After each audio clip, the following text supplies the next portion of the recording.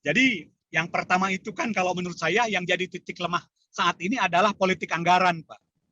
Jadi politik anggaran untuk pertanian itu baik APBN atau APBD itu relatif kecil begitu ya. Jadi kalau APBN kan tidak lebih dari 5% untuk pertanian. Kalau APBD di kabupaten kota paling 2 atau 3% saja begitu. Nah, padahal sebagian besar masyarakat kita itu hidup dan penghidupannya ada di sektor pertanian. Jadi menurut saya teman-teman di legislatif dan teman-teman eksekutif harus berani mematok pantasnya berapa sih politik anggaran untuk sektor pertanian ini.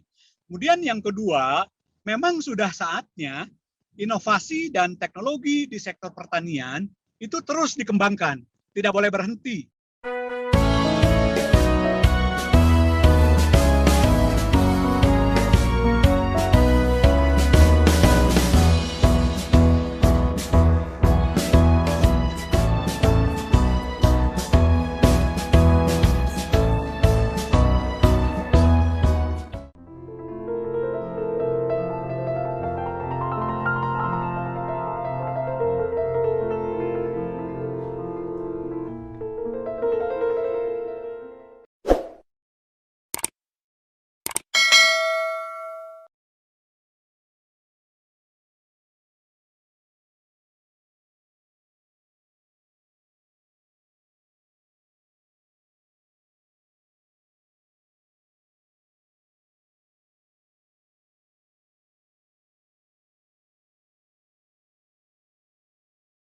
Assalamualaikum warahmatullahi wabarakatuh.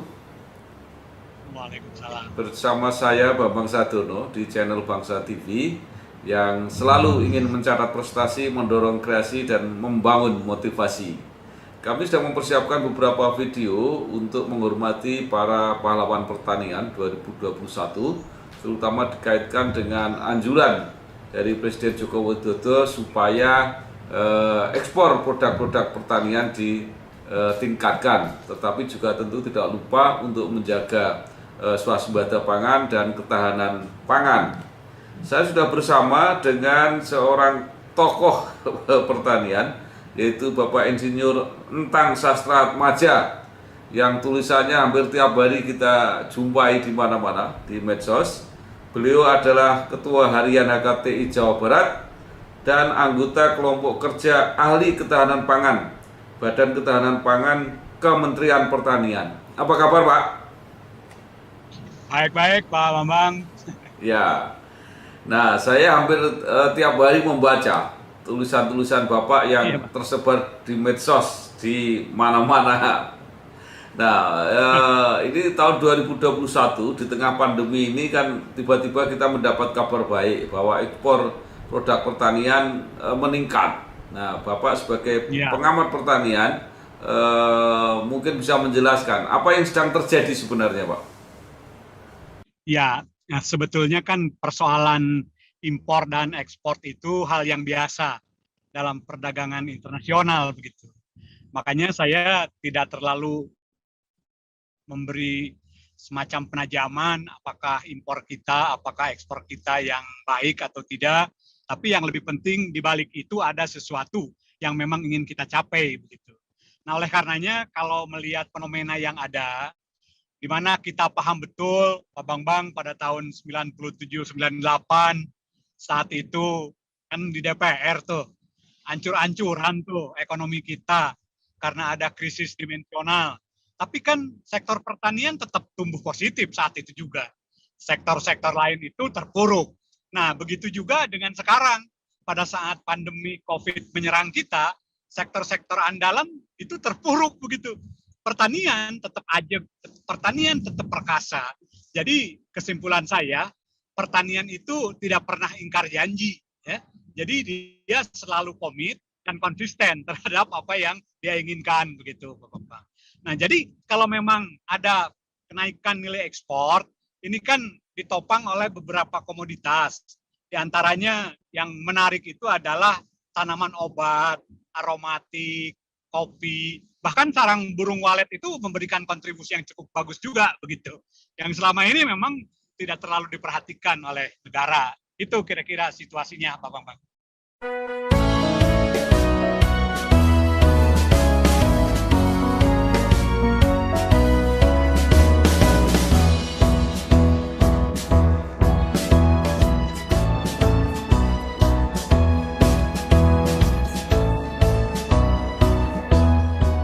Ya.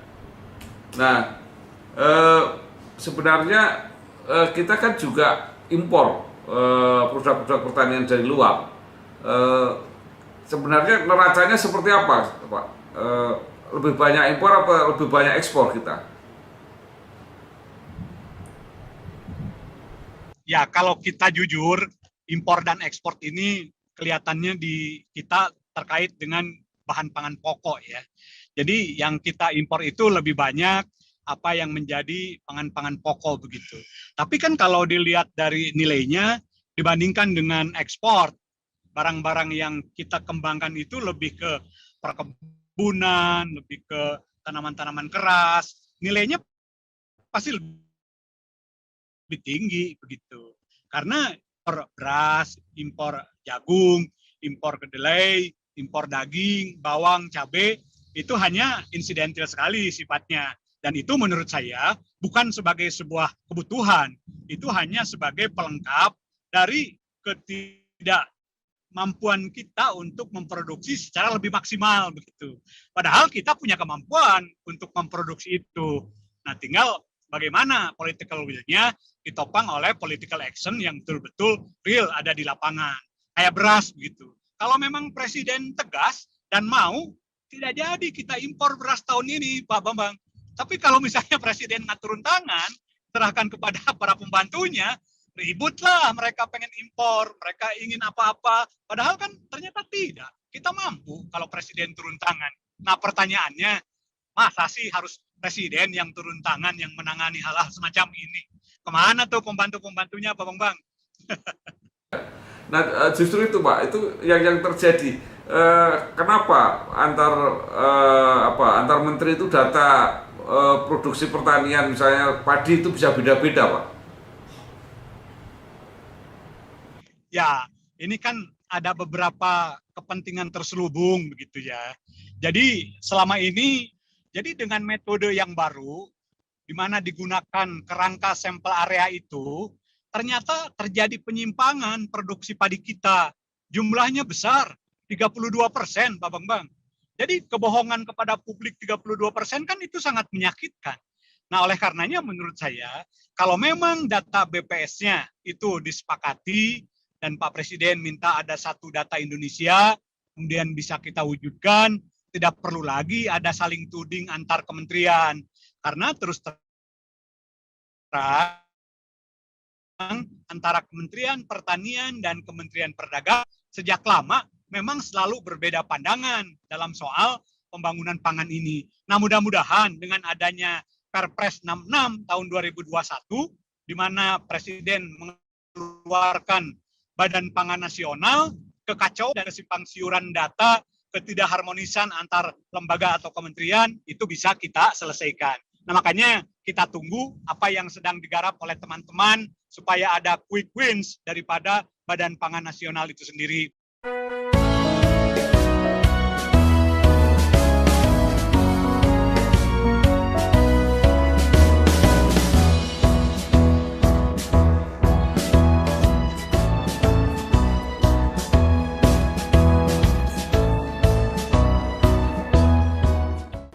Iya. Nah, tadi yang membuat selisih tadi apa Pak? Cara mengukur luasan tadi.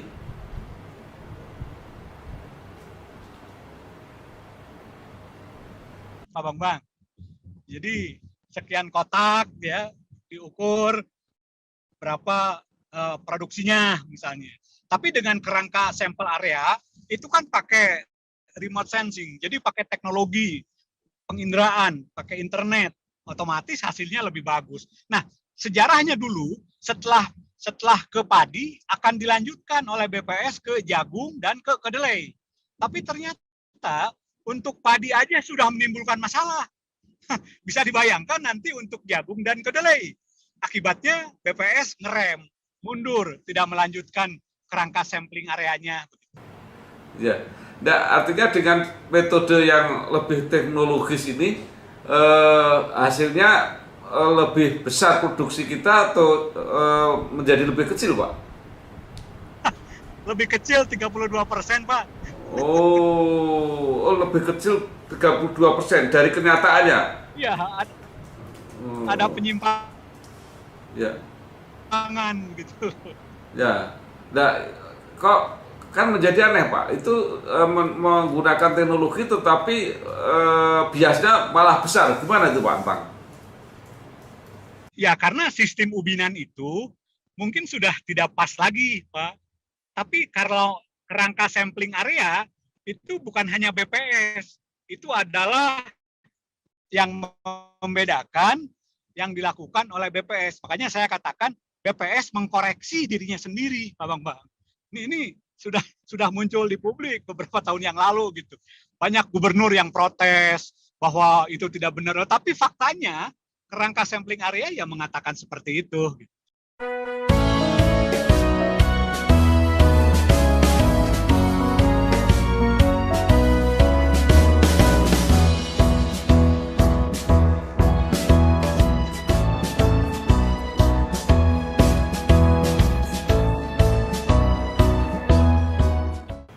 Iya, iya, iya.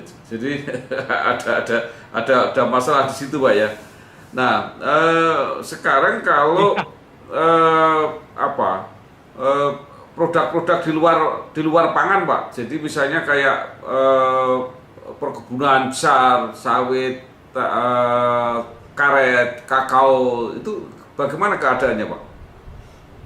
Kalau situasi sekarang, Pak, ya rata-rata kita memang tidak lebih bagus dari zaman dulu begitu. Sawitnya kan terus-terusan digempur nih oleh Uni Eropa begitu. Kemudian karet, kemudian komoditas-komoditas tanaman keras juga kelihatannya kurang mendapat perhatian yang serius. Jadi ujung-ujungnya kelihatan pemerintah itu lebih fokus ke tanaman pangan. Tanaman pangan juga kelihatannya masih fokus kepada komoditas-komoditas bahan pokok. Jadi tetap pajale kalau yang saya lihat dan saya cermati. Di luar padi, jagung, dan kedelai itu ala kadarnya saja. Dan ini bisa kita lihat dari politik anggaran yang selama ini memang dikucurkan oleh pemerintah begitu kepada Kementerian Pertanian.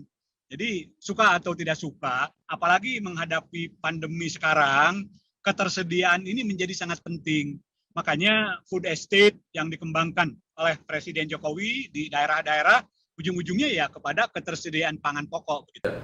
Nah, tadi kalau beras menimbulkan kontroversi lah ya, artinya seharusnya sudah tidak perlu impor, tapi kadang-kadang impor. Nah, tetapi untuk jagung kan jelas-jelas masih impor, Pak. Iya, jagung itu kelihatan bukan untuk kebutuhan konsumsi manusia, Pak. Jadi impor itu untuk kebutuhan makanan ternak, untuk kepentingan-kepentingan dunia usaha begitu. Yang sebetulnya ya kebijakan peternakan kita sangat tidak pro peternakan rakyat begitu. Jadi sejak zaman dulu waktu di DPR kita juga seolah-olah ada pasal karet begitu pada saat kita bicara soal peternakan yang terintegrasi. Dari dulu itu ya sudah menggurita, sehingga jujur saja sampai sekarang peternakan rakyat itu mati kutu, walaupun dengan dalih kemitraan ya semuanya sudah ada yang atur, yaitu perusahaan-perusahaan besar begitu.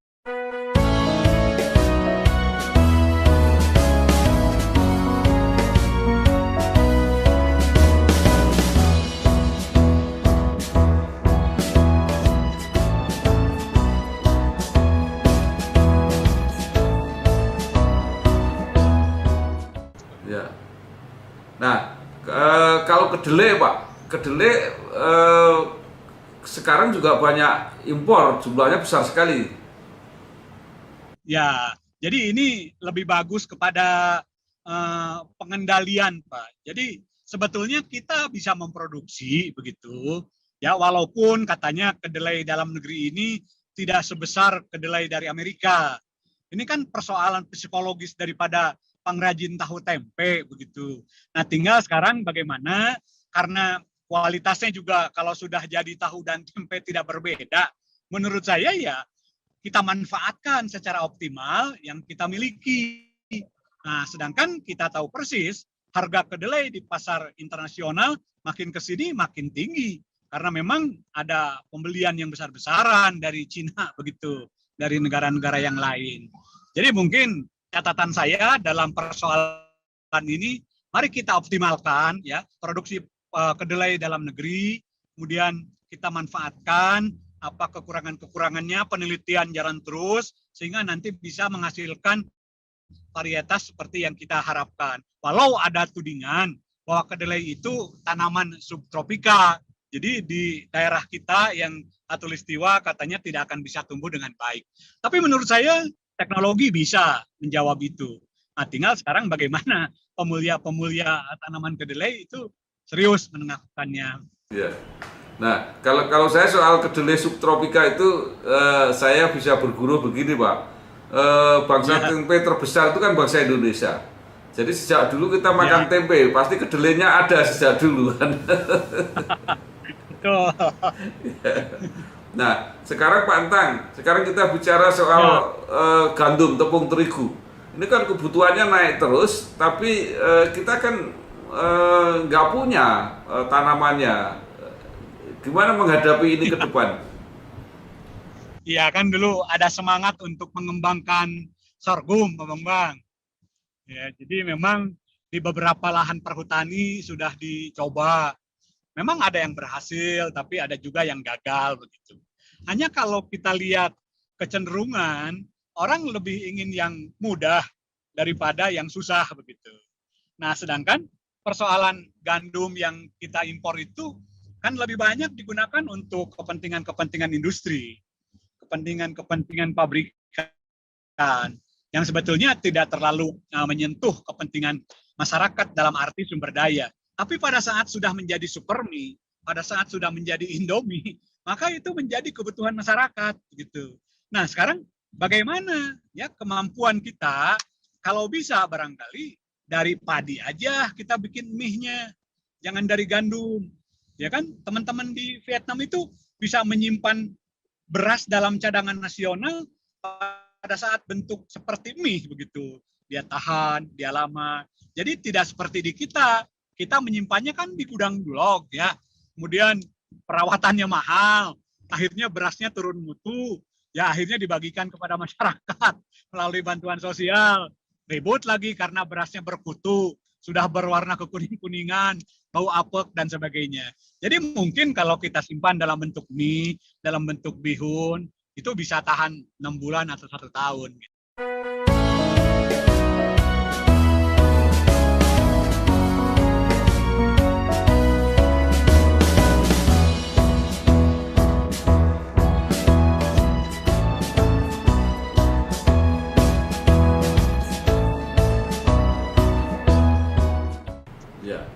Nah, baik, sekarang kita kembali ke produk-produk ekspor yang besar tadi Pak, produk-produk perkebunan, sawit, kakao, kopi, dan sebagainya, karet.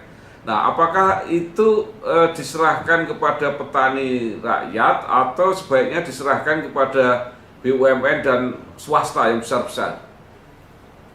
Ya, kelihatannya harus kolaborasi, Pak. Jadi sekarang ini antara perkebunan negara, perkebunan besar swasta, dan perkebunan rakyat harus berkolaborasi, saling bahu-membahu begitu. Jadi sudah bukan zamannya lagi bahwa urusan perkebunan negara, swasta, rakyat. Nah, di lapangan situasi ini akan semakin meruncing kalau tidak ada kolaborasi yang bisa kita siapkan. Nah, oleh karenanya dalam rangka membangun kemitraan antara berbagai komponen di sektor perkebunan, keberadaan daripada Dirjen Perkebunan itu menjadi prime mover-nya. Jadi Dirjen Perkebunan dengan Kementerian BUMN itu harus bersama-sama memikirkan bagaimana meningkatkan kemartabatan perkebunan rakyat yang di beberapa daerah cukup luas begitu, tapi tidak tergarap secara profesional. Kemudian perkebunan swasta yang saya lihat sekarang juga sudah mulai pada gerah karena tidak bisa meningkatkan kapasitas produksi. PTPN juga saya perhatikan banyak yang rugi. Contoh yang konkret adalah PTP 8 di Jawa Barat. Tehnya juga itu tidak bisa dikembangkan. Kemudian banting setir ke sawit juga gagal. Karetnya juga tidak terkenal dengan baik. Ya ujung-ujungnya. Jadi memang sekarang ini saatnya kolaborasi. Dan kolaborasi adalah sebuah solusi supaya perkebunan bisa bangkit kembali sebagai sebuah kekuatan. Kalau komoditas, menurut saya ngikuti. Tinggal sekarang pengelola-pengelolanya bisa bertanggung jawab atau tidak. Direksi-direksinya orang yang capable tidak. Komisaris-komisarisnya orang yang betul-betul bertanggung jawab atau tidak. Jadi ini akan kembali kepada pengelolanya. Dan menurut saya, pengelolanya ini yang akan menentukan sukses atau tidaknya komoditas itu bisa bersaing di pasar internasional. Ya. Nah tadi Pak Atang sudah mengatakan bahwa pertanian ini komoditi yang tidak pernah ingkar janji, akan terus.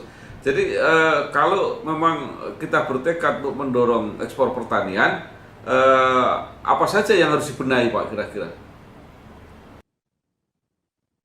Ya, jadi yang pertama itu kan kalau menurut saya yang jadi titik lemah saat ini adalah politik anggaran, Pak. Jadi politik anggaran untuk pertanian itu baik APBN atau APBD itu relatif kecil begitu ya. Jadi kalau APBN kan tidak lebih dari 5% untuk pertanian. Kalau APBD di kabupaten kota paling 2 atau 3% saja begitu. Nah, padahal sebagian besar masyarakat kita itu hidup dan penghidupannya ada di sektor pertanian. Jadi menurut saya teman-teman di legislatif dan teman-teman eksekutif harus berani mematok pantasnya berapa sih politik anggaran untuk sektor pertanian ini. Kemudian yang kedua, memang sudah saatnya inovasi dan teknologi di sektor pertanian itu terus dikembangkan, tidak boleh berhenti. Ya, apalagi sekarang adanya penggabungan beberapa lembaga penelitian, beberapa LIPI, BPPT ke dalam BRIN itu ya harus betul-betul dimaksimalkan. Jadi jangan sampai ribut di Mahkamah Konstitusi soal status dan kelembagaan. Padahal di bawah itu sudah butuh inovasi-inovasi, butuh teknologi-teknologi yang kelihatannya sekarang seperti terbengkalai. Oleh karenanya, pengalaman zaman dulu itu sangat bagus kita terapkan. Ada 3 serangkai yang bergerak di pertanian antara peneliti, penyuluh pertanian, dan para petani. 3 serangkai ini memiliki komitmen, memiliki kekuatan. Teknologi diolah, penelitian disiapkan, setelah ada disampaikan kepada para penyuluh, kemudian penyuluh menyampaikan kepada para petani. Nah, mekanisme ini sekarang sudah tidak kelihatan lagi, Pak Bambang. Masing-masing asik dengan dunianya. Peneliti sibuk ngumpulin kum untuk kenaikan pangkat. Penyuluh pertanian sibuk juga memikirkan gaji yang kurang. Petani ya sendiri juga. Ini sebuah tuntutan-tuntutan ke depan. Nah, mudah-mudahan kalau ini bisa jalan di berbagai sektor, maka pertanian bisa lebih bagus lagi.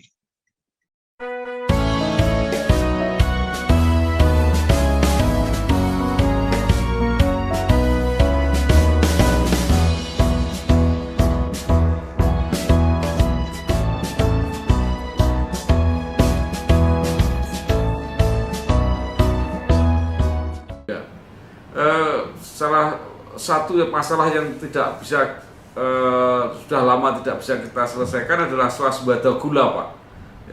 Akhirnya kita impor terus. Kalau tidak impor ya setengah jadilah gula rafinasi itu yang paling banyak. Gimana kalau itu, Pak? Ya kalau gula kan dari zaman dulunya itu sudah ada semacam mafia dalam tanda petik, Pak Bambang. Jadi agak sulit juga kalau kita ingin bersuasembada, ya. Padahal di sisi yang lain para mafia ini tidak mau melakukan revitalisasi terhadap penggilingan, tidak mau melakukan perlindungan terhadap kebun-kebun tebu. Semuanya menjadi tidak ada itu sekarang. Mana sih sekarang penggilingan tebu yang bisa dibanggakan, Pak Bambang? Saya jalan-jalan ke Jatiroto, ke Cirebon, ke Majalengka, semua sudah mangkrak ya karena ada tidak perbaikan teknologi. Dulu dijanjikan oleh Pak JK akan ada revitalisasi. Tapi kan itu juga hanya sekedar wacana. Nah, oleh karena itu, penataan pabrik gula ini harus secara komprehensif, harus holistik, dan memang harus berani melakukan investasi yang cukup besar begitu. Jadi jangan hanya sekedar untuk melaksanakan gugur kewajiban, semangatnya menggebu-gebu, idealismenya tinggi, tapi pada saat dihadapkan dengan kenyataan oleh ya anggaran, terkendala oleh kebijakan dan lain sebagainya. Mungkin itu catatan saya, Pak Bambang. Ya, padahal untuk gula ini potensi kita sebenarnya juga cukup besar, Pak. Pengalaman kita juga cukup besar ya untuk memproses gula ini. Ya pada zamannya Pak begitu. Tapi sekarang saya lihat di Jawa Barat aja udah pada dialih-alih fungsi itu tanaman tebu itu.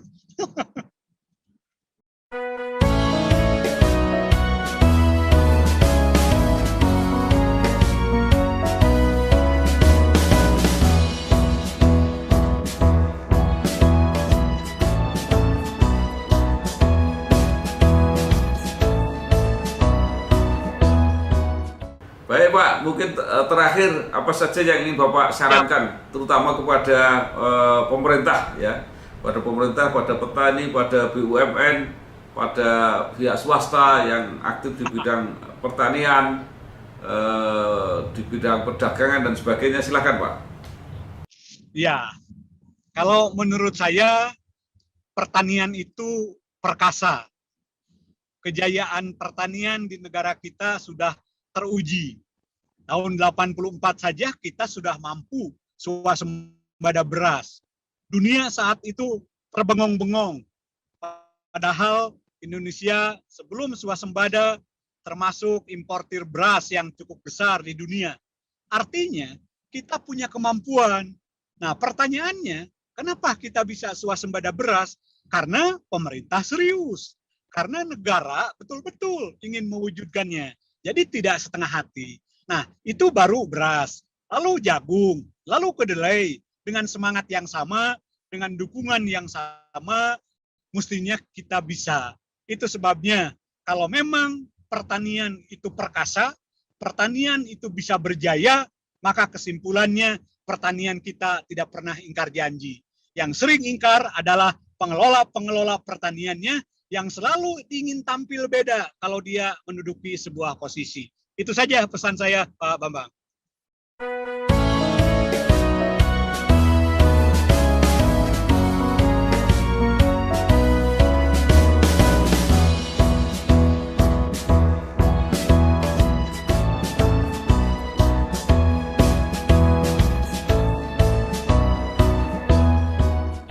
Terima kasih sekali Bapak Insinyur Entang Sastratmadja yang kolumnis yang rajin menulis tiap hari di mana-mana, di media cetak, di medsos dan sebagainya, Ketua Harian HKT Jawa Barat dan anggota kelompok kerja ahli ketahanan pangan Badan Ketahanan Pangan Kementerian Pertanian. Terima kasih Pak, selamat berjuang terus ya. Ya, sama-sama. Dan sukses. Ya, terima kasih. Wassalamualaikum warahmatullahi wabarakatuh. Waalaikumsalam.